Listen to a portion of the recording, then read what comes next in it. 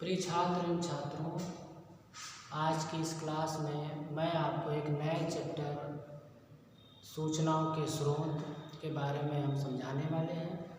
यहाँ पर हम आपको बताएंगे कि सूचनाएं किस प्रकार से एक आशुलिपिक व्यक्तिगत सहायक के लिए आवश्यक होती हैं, क्योंकि सूचना के माध्यम से ही आप एक ऑफिस में अपनी योग्यता को प्रदर्शित कर सकते हैं। जब आपके द्वारा उच्च अधिकारियों के माध्यम से सूचनाएं मांगी जाती हैं या सूचनाएं एकत्र करने के लिए कहा जाता है, तो आप कई माध्यम से सूचनाओं को एकत्र कर सकते हैं। तो हमारे ऑफिस में जितने भी आशुलिपिक होते हैं, निजी सचिव, निजी सहायक होते हैं, व्यक्तिगत सहायक होते हैं, वो अपनी योग्यता को डेवलप करने के लिए पहले से ही अपनी नॉलेज को अच्छे तरीके से स्टोर करके रखते हैं। उनको पहले से ही जानकारी रखते हैं, ताकि जब उच्च अधिकारियों के द्वारा इस तरीके की सूचनाएं उनसे मांगी जाती हैं, तो वो कुछ ही क्षण में आपके सम्मुख उससे संबंधित सूचना उपलब्ध कराने में सक्षम हो जाते हैं। तो आज का जो टॉपिक है, जो चैप्टर है, एक नया चैप्टर हम स्टार्ट करने वाले हैं, सूचनाओं के स्रोत। इससे पूर्व की क्लास में हमने आपको निजी सचिव और कंपनी सचिव के बारे में बताया था कि निजी सचिव के क्या कार्य होते हैं, निजी सचिव से अभिप्राय क्या है, उनकी क्वालिटीज़ क्या होती हैं। तत्पश्चात हमने आपको कंपनी सचिव के बारे में बताया था, उसकी योग्यताएं क्या हैं और उसके गुण कौन कौन से उसमें होने चाहिए। इस टॉपिक पर हमने चर्चा की थी और हमने आपको बताया था कि निजी सचिव और कंपनी सचिव में क्या अंतर है। तो आशा करते हैं आपने उस पूर्व की क्लास को स्टडी किया होगा, अच्छी तरीके से उसको समझने का प्रयास किया होगा। हमने आपको पूर्व की क्लास में ये भी बताया था कि ये सब्जेक्ट आपका थ्योरेटिकल सब्जेक्ट है, आपको इसको अच्छी तरीके से तैयार करना है, क्योंकि इसका आपका पेपर भी होगा। और आशा करते हैं कि आप अच्छी तरीके से तैयार करेंगे, इसके नोट्स भी बनाएंगे, क्योंकि अब नेक्स्ट वीक में आपके टेस्ट भी होंगे। आपके ऑनलाइन टेस्ट आप यहाँ पर कराए जाएंगे और आपको उसमें पार्टिसिपेट करके अच्छे से नंबर भी लाने हैं। तो आज का जो चैप्टर है, एक नया चैप्टर है, सूचनाओं के स्रोत।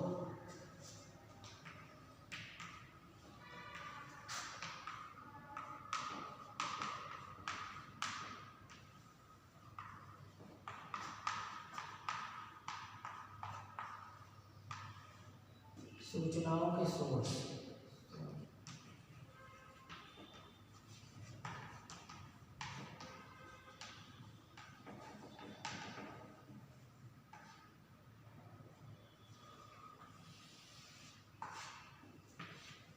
सूचनाओं के स्रोत।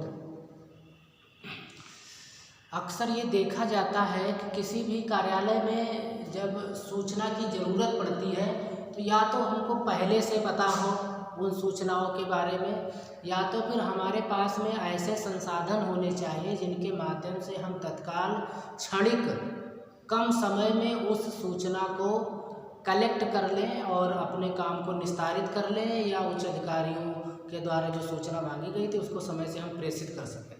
तो इसके लिए इसीलिए संस्था में आशुलिपिक, निजी सचिव, व्यक्तिगत सचिव रखे जाते हैं, व्यक्तिगत सहायक रखे जाते हैं, ताकि वो पहले से ही इस तरीके की सूचनाओं को प्रिपेयर करके रखें। क्योंकि जो निजी सचिव होते हैं उनका काम ही होता है कि वो अपने अधिकारी के नीचे रह करके जो उनसे संबंधित काम है, जो उनको आगे आने वाली जो ज़रूरतें हैं उनसे संबंधित पहले से ही प्रिपेयर हो करके रहें। क्योंकि निजी सचिव हमेशा उच्च अधिकारी के नीचे ही रखा जाता है। जिस अधिकारी के पास वर्कलोड ज़्यादा होता है वो अपने नीचे एक निजी सचिव, निजी सहायक, व्यक्तिगत सहायक रख लेता है। तो इस स्थिति में आज हम यहाँ पर चर्चा करेंगे कि वो कौन कौन से स्रोत हैं जिनके माध्यम से हम सूचनाओं को एकत्रित कर सकते हैं और अपनी योग्यता को थोड़ा सा बढ़ा सकते हैं। योग्यता किस तरीके से बढ़ेगी, इससे अभिप्राय ये है कि जो आज हम आपको टॉपिक बताएंगे, यदि आप उनसे रिलेटेड सूचना पहले से ही तैयार करके रखेंगे तो आपकी योग्यता पर कोई शक नहीं करेगा। क्योंकि जैसे ही आपसे सूचना मांगी जाए कि आप कम समय में क्षणिक आप उस सूचना को प्रस्तुत कर देंगे तो कोई भी बेशक यही कहेगा कि हाँ आप वास्तव में योग्य हो और आपको बहुत ही अच्छी जानकारी है, आप हर फील्ड से संबंधित हो। तो आज हम उस स्रोत की यहाँ पर चर्चा करेंगे। तो पहला है हमारा दूरभाष निर्देशिका।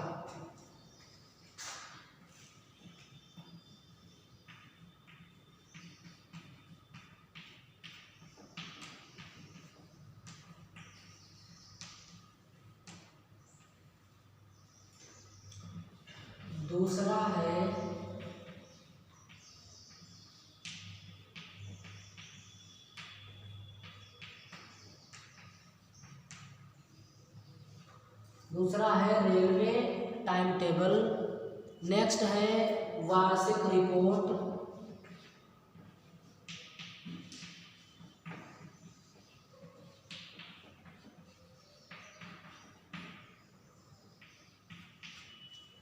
फोर्थ नंबर पे सरकारी रिपोर्ट।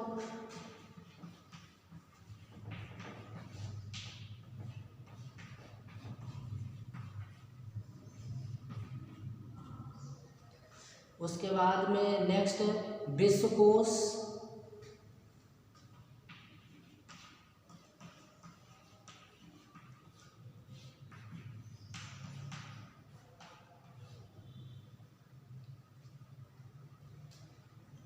नेक्स्ट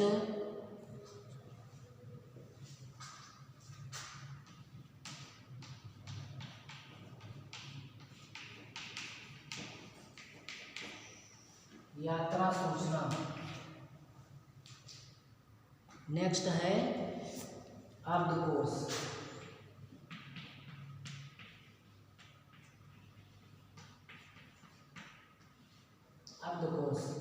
तो यहाँ पर हमने ये स्रोत लिखे हैं जिनके माध्यम से एक निजी सचिव, एक आशुलिपिक, एक व्यक्तिगत सहायक अपने सूचना के भंडार को बढ़ा सकता है। पहला है इसमें दूरभाष निर्देशिका।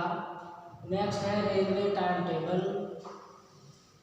उसके बाद है वार्षिक रिपोर्ट, सरकारी रिपोर्ट, विश्वकोश, यात्रा सूचना और अब्दकोश। तो आज हम इस चैप्टर में हम इन्हीं के बारे में चर्चा करेंगे और सीखेंगे कि ये किस तरीके से एक कार्यालय में अपना रोल अदा करेंगे, अपना इम्पोर्टेंस जो है वो अपना यहाँ पर प्रस्तुत करेंगे।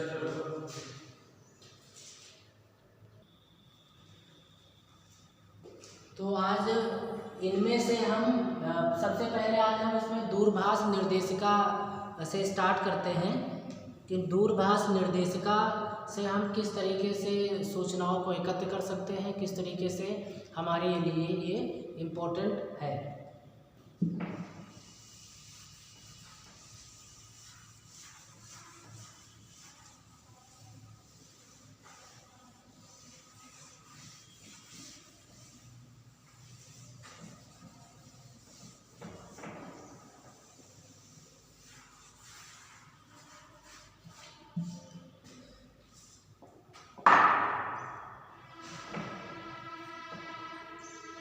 दूरभाष निर्देशिका, इसको इंग्लिश में टेलीफोन डायरेक्टरी कहते हैं। इस नाम से आप पहले से ही परिचित होंगे।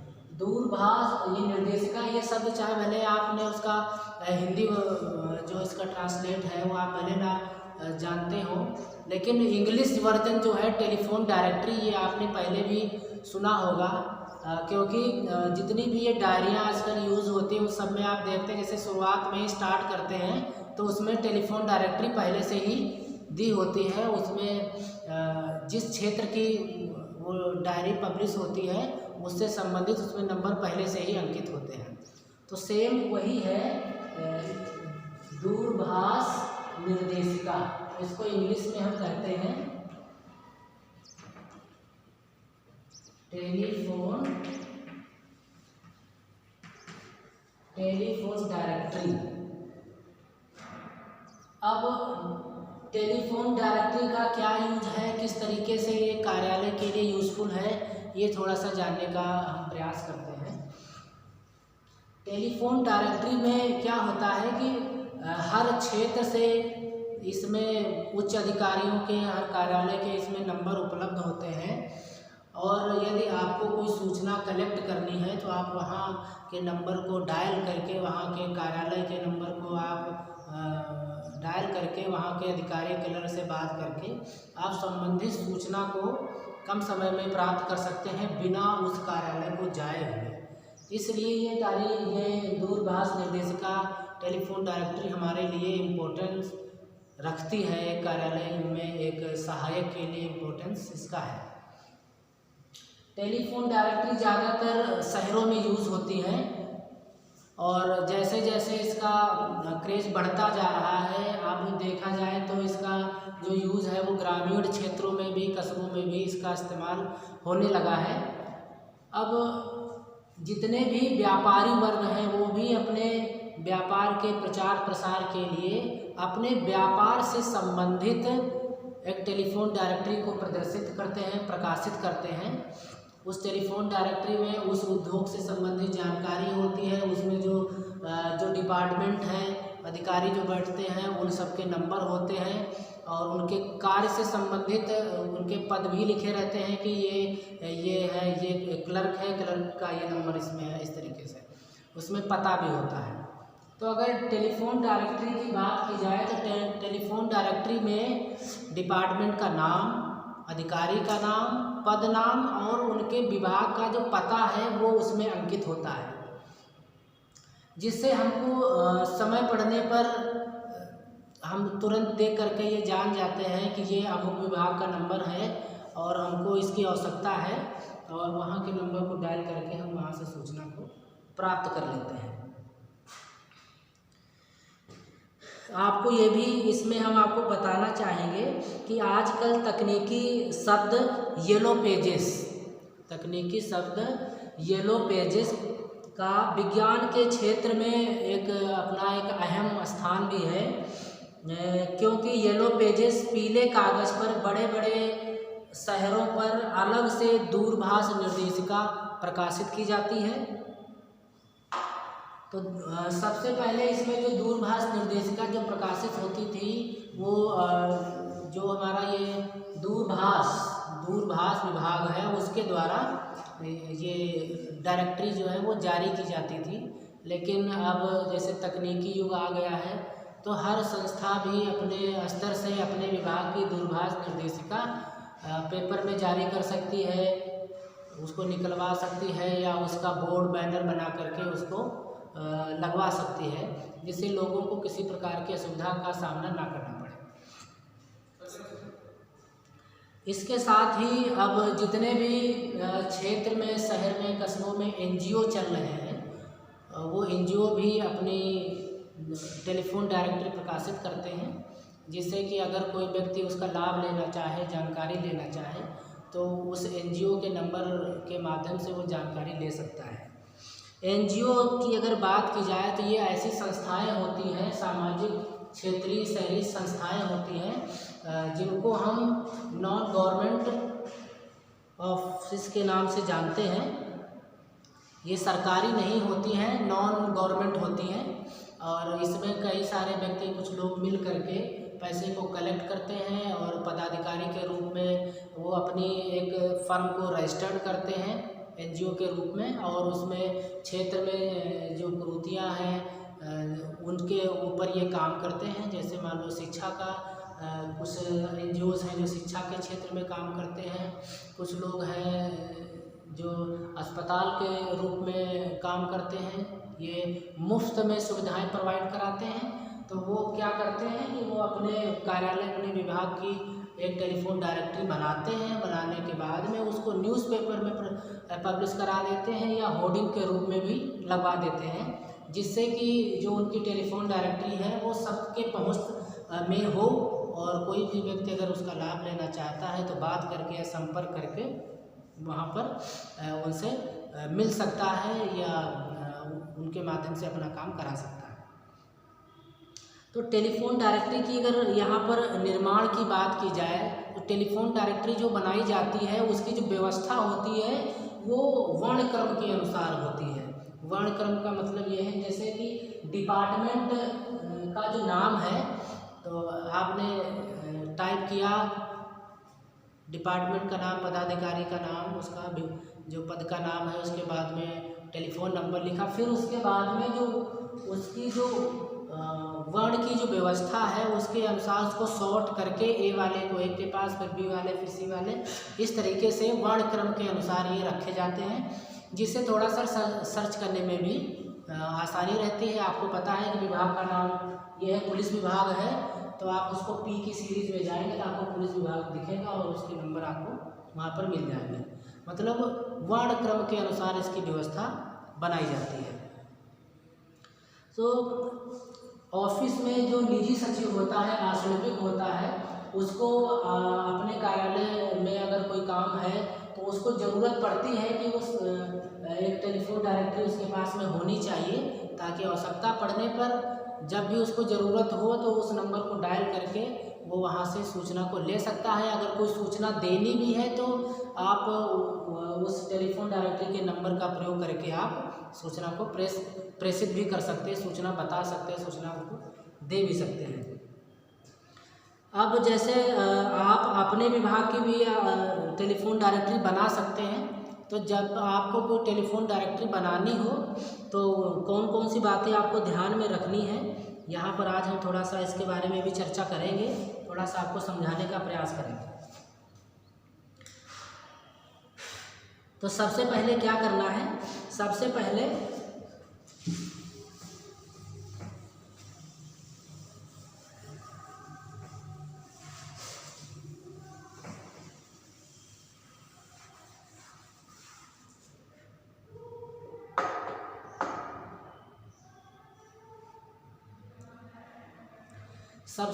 ये पता होना चाहिए कि हम किस लिए टेलीफोन डायरेक्टरी बना रहे हैं, हमारा उसका पर्पस क्या है।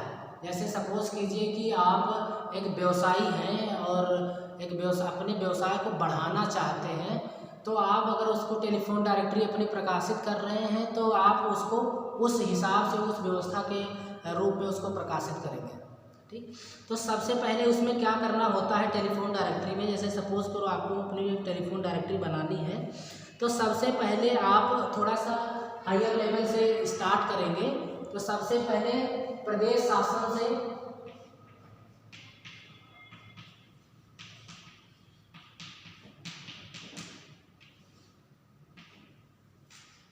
प्रदेश शासन जो हमारा है, जैसे आपका कोई स्टेट है तो उस स्टेट के जितने भी मुख्य अधिकारी वर्ग होते हैं उन अधिकारियों के नंबर आपके टेलीफोन डायरेक्टरी में होना चाहिए, कि अगर कोई ज़रूरत आपको पड़ती है तो आप उन अधिकारियों के नंबर के कार्यालय के नंबर को आप डायल करके उनसे सूचनाएं दे सकते हैं, सूचनाएं प्राप्त कर सकते हैं। कोई समस्या है तो आप उनसे संपर्क कर सकते हैं।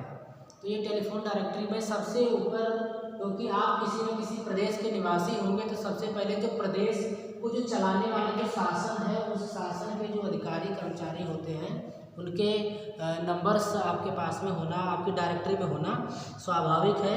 तो इसमें आप जैसे महामहिम राज्यपाल जी, माननीय मुख्यमंत्री जी, मंत्रीगण, मुख्य सचिव, अध्यक्ष, विधानसभा सभापति, विधान परिषद, पुलिस महानिदेशक इत्यादि के दूरभाष नंबरों को आप इसमें दर्ज कर सकते हैं, अपनी निर्देशिका में दर्ज कर सकते हैं। तो राज्यपाल महोदय का, माननीय राष्ट्रपति महोदय का, आपके वहाँ के जो मुख्यमंत्री हैं उनका नंबर है, सचिव, मुख्य सचिव का नंबर, आप इनके नंबर इत्यादि इसमें दर्ज कर सकते हैं। तो ये बात थी आपके जो प्रदेश स्तर की बात है वहाँ। उसके पश्चात आप इसमें मंडल स्तर, प्रदेश से हम मंडल पर आते हैं।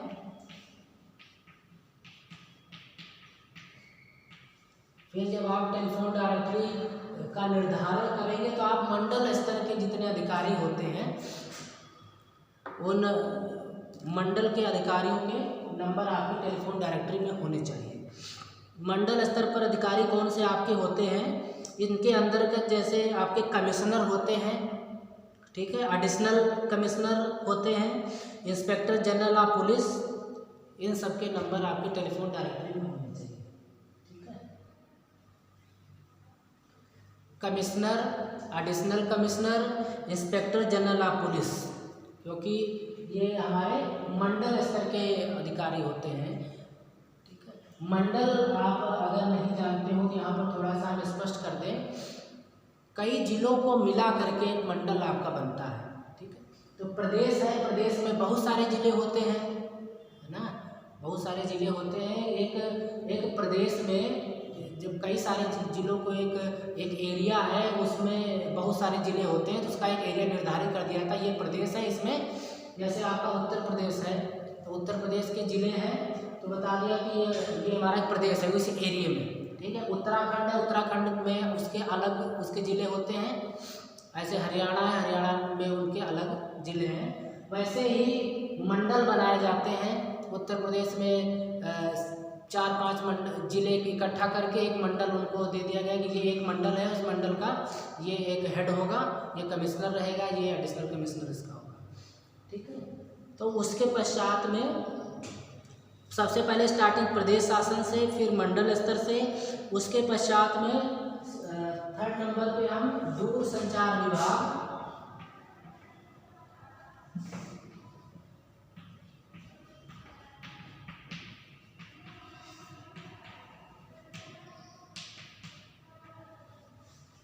दूरसंचार विभाग के नंबर हम इसमें दर्ज करते हैं, क्योंकि दूरसंचार विभाग के जब अधिकारियों के नंबर इसमें होंगे, तो अगर जैसे आपके विभाग में टेलीफोन डायरेक्टरी आपने बनाई, आपके वहाँ पर भी जिस सारे नंबर लगे हुए हैं, अगर उनमें किसी प्रकार की कोई समस्या आती है, कोई कमी आती है, कोई खराबी आती है, नहीं चल पा रहे हैं, तो आप उनसे फ़ोन करके शिकायत दर्ज करा करके अपनी समस्या का निवारण आप कर सकते हैं। बहुत से ऐसे एरियाज होते हैं, ऐसे पर्सन्स होते हैं जिनके पास में दूरसंचार विभाग के अधिकारियों के नंबर नहीं होते हैं, तो कंप्लेन दर्ज नहीं करा पाते हैं, और अगर उनके वहाँ पर कोई लैंडलाइन का नंबर है वो ख़राब है, तो उसकी वजह से उनको असुविधा हो सकती है। तो यदि आप टेलीफोन डायरेक्टरी में दूरसंचार विभाग के अधिकारियों के नंबर, कर्मचारियों के नंबर उसमें दर्ज है, या उनके कार्यालय का पता उसमें दर्ज है, तो व्यक्ति अमुक स्थान पर या उस व्यक्ति से कार्यालय से संपर्क करके कंप्लेन करके अपने विभाग में अगर कोई जानकारी देनी है तो दे भी सकते हैं। अगर कोई कंप्लेन करनी है दूरसंचार विभाग में अगर टेलीफोन नंबर से रिलेटेड, तो आप कंप्लेन भी कर सकते हैं। तो इसलिए ये दूरसंचार विभाग जो है ये आपके दूरभाष निर्देशिका में एक महत्वपूर्ण स्थान रखता है। तो इसके अंतर्गत आप इसमें जैसे एरिया मैनेजर हैं, एरिया मैनेजर का नंबर आप इसमें लिख सकते हैं। मुख्य प्रबंधक होते हैं, महाप्रबंधक होते हैं, सचिव शिकायत, जिनके आप शिकायत इसमें करते हैं, DET वाणिज्य अधिकारी, लेखा अधिकारी, SDO, GTO इत्यादि अधिकारियों के नंबर आप इसमें दर्ज करा सकते हैं। क्योंकि जब भी आप कोई भी दूरभाष निर्देशिका ये बनाते हैं, तो आप उसमें यह नहीं सोचते हैं कि यह जो हम दूरभाष निर्देशिका बना रहे हैं इससे सिर्फ और सिर्फ हम ही लाभान्वित होंगे। दूरभाष निर्देशिका जब बनाई जाती हो, प्रकाशित की जाती है, तो वो पब्लिक के लिए प्रकाशित हो रही है, तो यह उस दृष्टि से प्रकाशित की जाती है कि कोई भी पर्सन हो, व्यक्ति हो, उसको पढ़ करके आवश्यकता पड़ने पर उसका लाभ उठा सके। यदि वो दूरभाष निर्देशिका किसी के फ़ायदे की नहीं है, किसी के यूज़ की नहीं है, तो आपको उसे प्रकाशित कराने का कोई फ़ायदा नहीं है।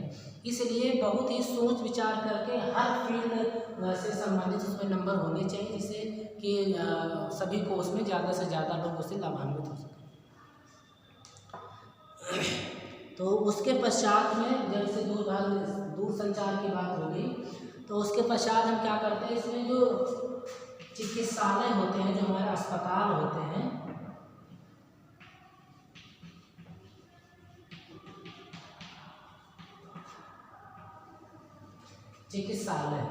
चिकित्सालय के जो अधिकारी हैं उनके नंबर आप इसमें दर्ज करा सकते हैं। एम्बुलेंस के नंबर आप इसमें दर्ज करा सकते हैं आवश्यकता पड़ने पर व्यक्ति।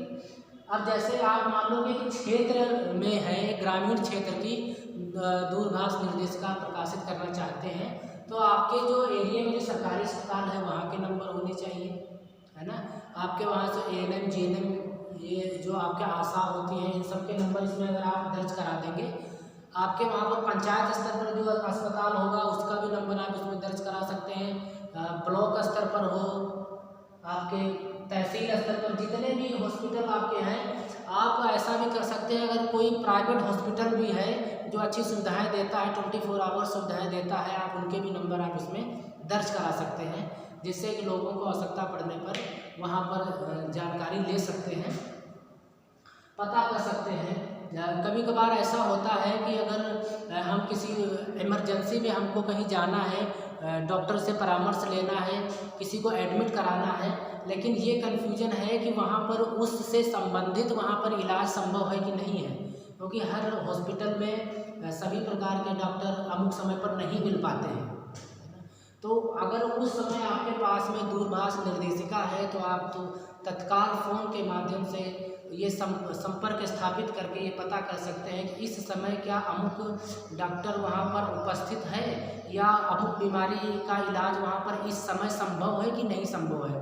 यदि संभव नहीं है तो आप वहाँ जाने से बच जाएंगे और आप दूसरे हॉस्पिटल में जा कर के उसका तत्काल इलाज करवा सकते हैं।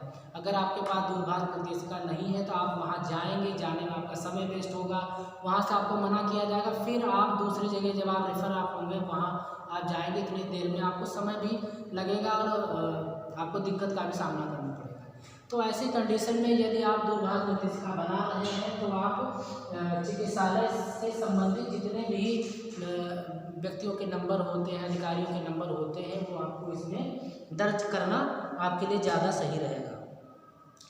उसके पश्चात में नेक्स्ट में हम क्या करते हैं, इसमें जो हमारा जिला प्रशासन है,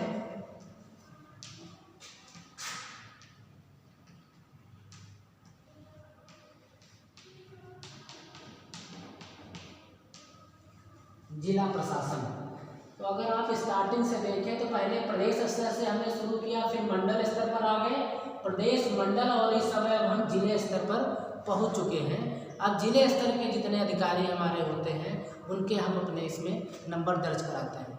अभी अगर हम बात करें, क्योंकि हम आपको बता रहे हैं कि किस तरीके से एक दूरभाष निर्देशिका बनाई जाती है, तो आपका जैसे मैंने अभी आपसे कहा था यदि आप व्यापारी वर्ग से संबंधित हैं तो अभी हमने यहाँ पर कोई व्यापार की बात नहीं की है।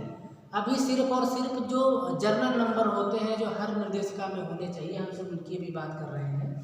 ये जिला प्रशासन से संबंधित जैसे आपके इसमें जनपद के जिलाधिकारी महोदय होते हैं, न्यायाधीश होते हैं, मुख्य विकास अधिकारी होते हैं जो हमारे विकास भवन में बैठते हैं, उसके पश्चात में अपर जिलाधिकारी होते हैं, अपर जिलाधिकारी प्रशासन, वरिष्ठ पुलिस अधीक्षक, क्षेत्राधिकारी पुलिस, उप जिलाधिकारी, जिला पूर्ति अधिकारी, मुख्य चिकित्सा अधिकारी, जिला विकास अधिकारी, जिला कारागार अधीक्षक, मुख्य डाक अधीक्षक, सहायक संभागीय परिवहन अधिकारी, जिला उद्योग केंद्र, आयकर अधिकारी, जिला विद्यालय निरीक्षक इत्यादि के नंबर आपके इसमें इस दूरभाष निर्देशिका में आपके होने चाहिए। अभी हमने यहाँ पर एक विभाग का नाम दिया, जैसे है जिला पूर्ति अधिकारी। जिला पूर्ति अधिकारी जो भी व्यक्ति ग्रामीण क्षेत्रों में हैं और राशन कार्ड की समस्या से पीड़ित हैं, यदि उनको किसी प्रकार की कोई समस्या आ रही है तो वो जिला पूर्ति अधिकारी के कार्यालय के नंबर को दर्ज करके मिलान करके वहाँ पर जो अधिकारी कर्मचारी बैठे उनसे बात करके अपनी समस्या का समाधान बिना जिला स्तर पर जाए वो कर सकते हैं। क्योंकि अगर एक जो जिला होता है, जिले का भी एक क्षेत्रफल, बड़ा क्षेत्रफल होता है। यदि आप अपने ज़िले की पहुंच से दूर हैं तो आपको जिले स्तर पर आने में टाइम लगता है, समय लगता है, पैसा भी खर्च होता है, असुविधा होती है। तो आप घर बैठे ही दूरभाष निर्देशिका का प्रयोग करके आप अपने ज़िले के काम को, वहाँ की अपनी समस्या को अधिकारियों से के सामने फ़ोन पर रख करके आप अपनी समस्या का समाधान करा सकते हैं।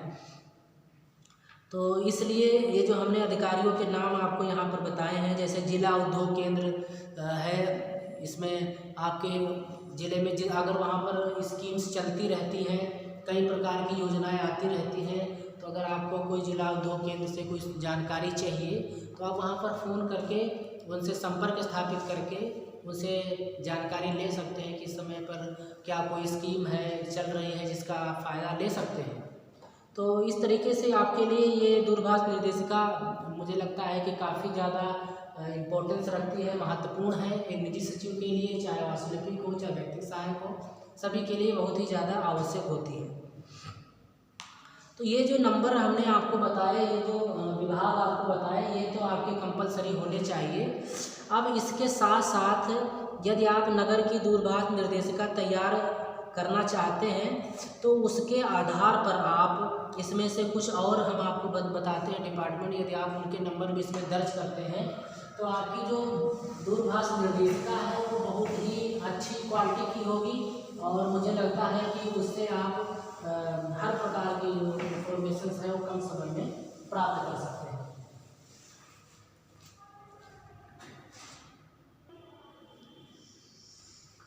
तो यहाँ पर सबसे पहले जो हम स्टार्ट करेंगे, क्योंकि हम एक एरिया से स्टार्ट करते हैं जिस क्षेत्र में आप बनाना चाह रहे हैं। मैंने कहा कि यदि आप मान लो नगर की बना रहे हैं, ग्रामीण की बना रहे हैं, तो जब हम स्टार्ट करेंगे तो एक एरिया से लेकर के चलेंगे और वहाँ से संबंधित जितने भी इम्पोर्टेंस विभाग होंगे, क्षेत्र होंगे, उन सबके नंबर आप इसमें दर्ज करेंगे। तो सबसे पहले हम लेते हैं स्कूल या फिर कोई कॉलेज।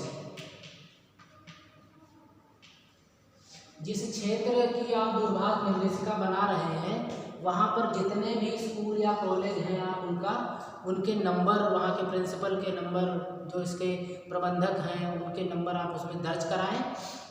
कभी कभार ऐसा होता है कि उस क्षेत्र जहाँ पर ये कॉलेज है उस कॉलेज में बहुत सारे छात्र पढ़ने के लिए जाते हैं। कभी कभार ऐसा होता है कि बच्चा यदि मान लो या गार्जियन को कोई बात करनी है तत्काल वहाँ पर प्रिंसिपल से और वो वहाँ पर पहुँच नहीं सकता, कहीं बाहर है, लेकिन उसे जानकारी लेनी है अपने बच्चे के बारे में, तो आप उस कॉलेज का नंबर आप निकालिए, डायरेक्ट आप प्रिंसिपल से उसके बात कीजिए, वहाँ के प्रबंधक से बात कीजिए, तत्काल आप बात कर सकते हैं। सपोज़ कीजिए आपका बच्चा आने में लेट हो गया है तो तब भी आप उस कंडीशन में भी आप बात कर सकते हैं। अपने बच्चे के फीडबैक के बारे में आपको जानकारी लेनी है तो भी आप कॉल करके बात कर सकते हैं। तो आप जिस क्षेत्र की बना रहे हैं दूरभाष निर्देशिका, उस क्षेत्र में जितने भी आपके, चाहे वो गवर्नमेंट कॉलेज हो या प्राइवेट हो, एडेड हो, जितने भी हो, डिग्री कॉलेज हो, इंटर कॉलेज हो, हाई स्कूल वाले, प्राइमरी वाले, उन सब के नंबर आप उसमें रखेंगे। तो जब आप उसको प्रकाशित करेंगे तो उस क्षेत्र के जितने भी अमुक व्यक्ति होंगे उन सबको उसका फ़ायदा मिलने वाला है।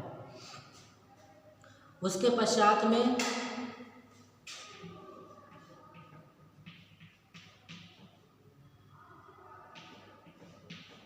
ग्राम सभा। यदि आप किसी ग्रामीण क्षेत्र में किसी गांव से संबंधित आप निर्देशिका बना रहे हैं तो जो उसकी ग्राम सभा है, उस ग्राम सभा से संबंधित जितने भी पर्सन होते हैं, ग्राम सभा में सेक्रेटरी कौन है, उसका ग्राम प्रधान कौन है, उसके पंच सरपंच जितने भी होते हैं, बीडीओ, उन सब के नंबर आप इसमें लिख सकते हैं, क्योंकि जानकारी जब किसी को ज़रूरत होगी तो आप वो व्यक्ति उसका प्रयोग करके अपनी समस्या का समाधान कर सकता है। उसके पश्चात में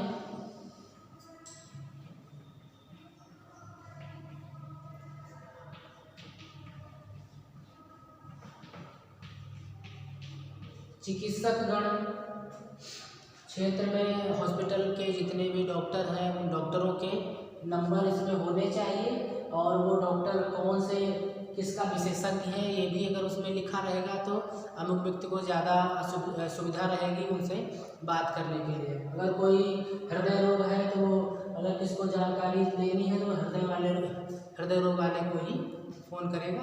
कोई फिजिशियन है तो फिजिशियन, उसके आगे अगर उसका पद का नाम लिखा होगा तो दूरभाष निर्देशिका व्यक्तियों के लिए ज़्यादा स्पष्ट तरीके से सुविधाजनक हो सकती है।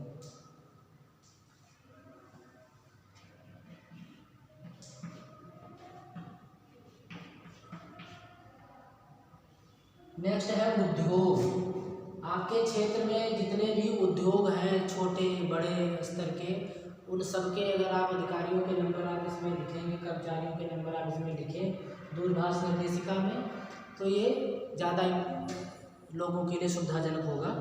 उसके पश्चात में अधिवक्तागण,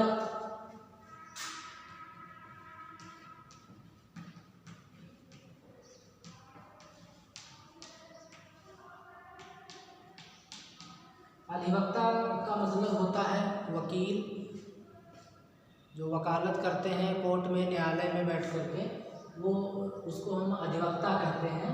तो अधिवक्तागण लोगों के नंबर अगर आप टेलीफोन डायरेक्टरी में देंगे तो लोगों के लिए और भी सुविधाजनक होगा। किसी का कोई प्रकरण है तो उससे संबंधित वो उसमें उनसे सलाह मशवरा ले सकते हैं।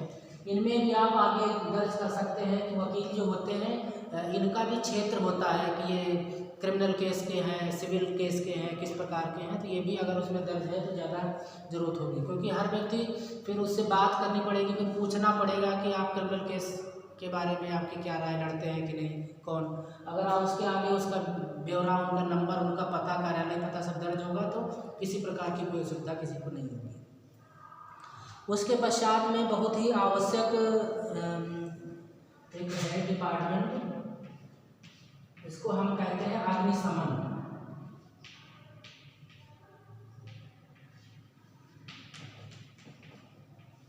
अग्निशमन विभाग के नंबर होना बहुत ज़रूरी है कि अगर कहीं क्षेत्र में कोई आगजनी हो गई है, आगजनी हो गई है, आग लग गई है, तो तुरंत तत्काल फ़ोन करके आप उस नंबर के माध्यम से लोगों को बुला करके अपने क्षेत्र में आग को फैलने से रोक सकते हैं। उसके पश्चात में नेक्स्ट है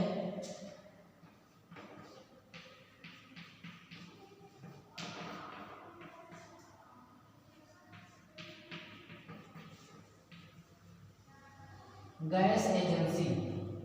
हर क्षेत्र में एक दो गैस एजेंसीज होती हैं, कहीं पर इंडेन की होती है तो कहीं पर एचपी की होती है। तो ये गैस की एजेंसी भी अगर उसके नंबर आपके पास अगर आप डायरेक्टरी में देंगे तो बहुत सुविधाजनक होगा। उसके पश्चात आप डाकघर,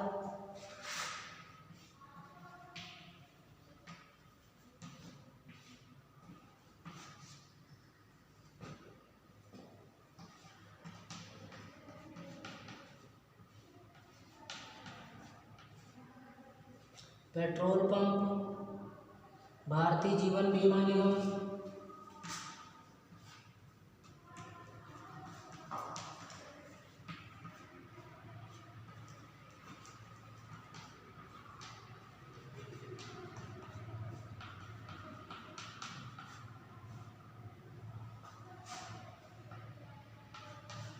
ठीक है, भारतीय जीवन बीमा निगम। उसके पश्चात में बैंक प्रबंधक,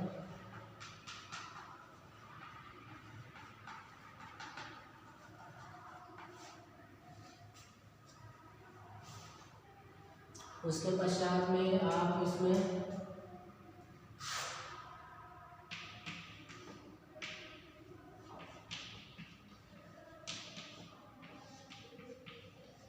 पत्रकार गणों के नंबर दे सकते हैं। विद्युत विभाग,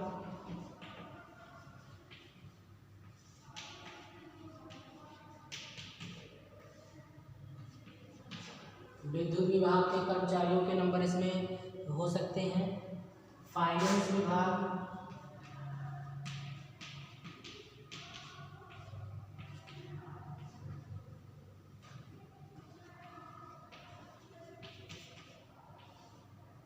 ठीक है, फाइनेंस विभाग के हो सकते हैं। और इसमें आप आपके क्षेत्र में जो थाना है ना, उस थाने के प्रभारी का नंबर भी आप उसमें दे सकते हैं। कभी अगर किसी प्रकार की किसी को कोई दिक्कत होती है तो वहाँ पर तत्काल संपर्क स्थापित करके अपनी समस्या का निराकरण वहाँ पर कराया जा सकता है।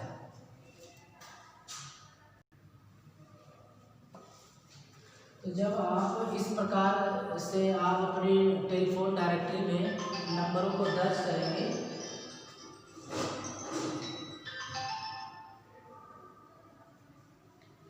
इस प्रकार से नंबरों को दर्ज करने के पश्चात में जो आप डिपार्टमेंट विभाग के नाम देंगे और उसके बाद में विभाग के नंबर और पता इसमें दर्ज रहेगा।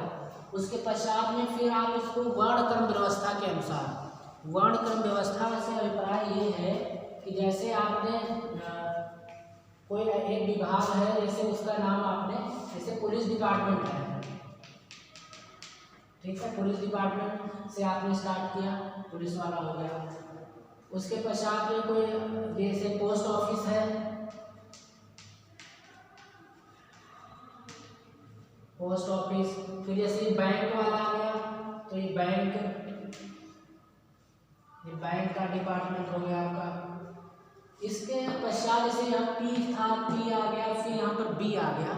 इसके पश्चात जब सारी लिस्ट इस प्रकार से हम टाइप कर लेंगे, फिर आप इसको आप वर्णक्रम व्यवस्था के अनुसार, मतलब बी वाला पहले आएगा, फिर सी आएगा, अगर ए है तो ए पहले नंबर पे आएगा। इस हिसाब से आप सीक्वेंस में, सीरीज में आप इनको टाइप करेंगे, उनको रखेंगे। इसी को हम कहते हैं वर्णक्रम व्यवस्था। जब आपको ज़रूरत होगी तो आपको डिपार्टमेंट का नाम पता है और आप एकदम से जा करके उस सीरीज में आप उस नंबर को ढूंढ सकते हैं। तो इस प्रकार से आपने ये समझने का प्रयास किया होगा कि सूचनाओं के स्रोत में आपकी टेलीफोन डायरेक्टरी का क्या महत्व है, आपको पता चला होगा। और किसी भी विभाग में एक आशुलिपिक के लिए, एक निजी सचिव के लिए, एक वैयक्तिक सहायक के लिए टेलीफोन डायरेक्टरी किस प्रकार से एक अपना एक महत्वपूर्ण रोल अदा कर सकती है एक विभाग में, क्योंकि इसमें लगभग सारे के सारे डिपार्टमेंट आपके आ गए हैं। जहाँ से भी आपको अगर कोई जानकारी आप चाहिए तो आप उस टेलीफोन डायरेक्टरी की मदद से सूचना वहाँ से प्राप्त कर सकते हैं और अपने अधिकारी द्वारा बताए गए निर्देशों के अनुसार आप उसको समय से सूचना भी उपलब्ध करा सकते हैं। तो आशा करते हैं कि आपको आज की इस क्लास का जो टॉपिक था वो समझ में आया होगा। अब इस टॉपिक को हम यहीं पर समाप्त करते हैं। मिलते हैं आपसे नेक्स्ट क्लास में एक नए टॉपिक के साथ।